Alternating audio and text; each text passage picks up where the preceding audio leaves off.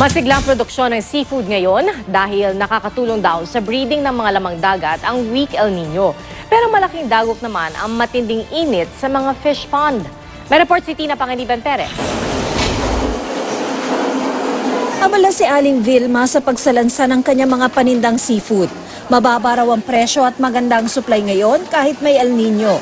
Ang benta niya sa tilapia, 110 hanggang 120 pesos kada kilo, depende sa laki. Sa bangus, 140 hanggang 180 naman.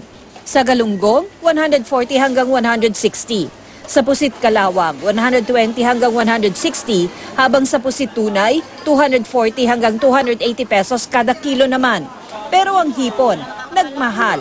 Mas marami po kasing isda pag mainit. Mahirap po sa isda pag taglamig. Tsaka bagyuhan. Base sa monitoring ng Bureau of Fisheries and Aquatic Resources, bumaba na ang presyo ng mga seafood. Ayon sa BIFAR, basta't mananatiling weak o mahina ang El Nino, patuloy na marami ang supply natin ng isda. Dahil kasi sa El Nino, mas kaunti ang mga bagyo, kaya mas dumarami ang mga isda at mas madalas makakapalaot ang mga mangingisda. Favorable siya sa fisheries. Parang nag-regenerate yung mga isda ngayon.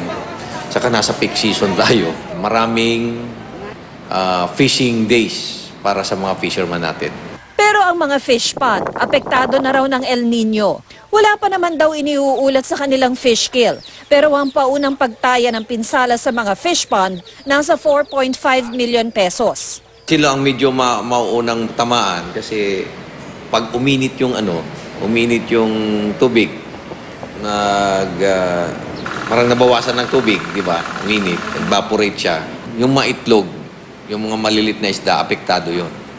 Maaring matolerate ng malalaki. Pero talagang yun ang mauna. Ayon pa sa BIFAR, kapag may El Nino, umiinit ang dagat at dumadala sa mga insidente ng red tide.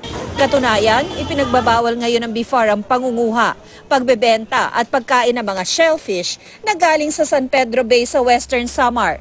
Lianga Bay sa Surigao del Sur, mga baybayin ng Dawi sa Tagbilaran sa Bohol, Balite Bay sa Davao Oriental at baybayin ng Santa Maria sa Davao Occidental. Tina Panganiban Perez, GMA News.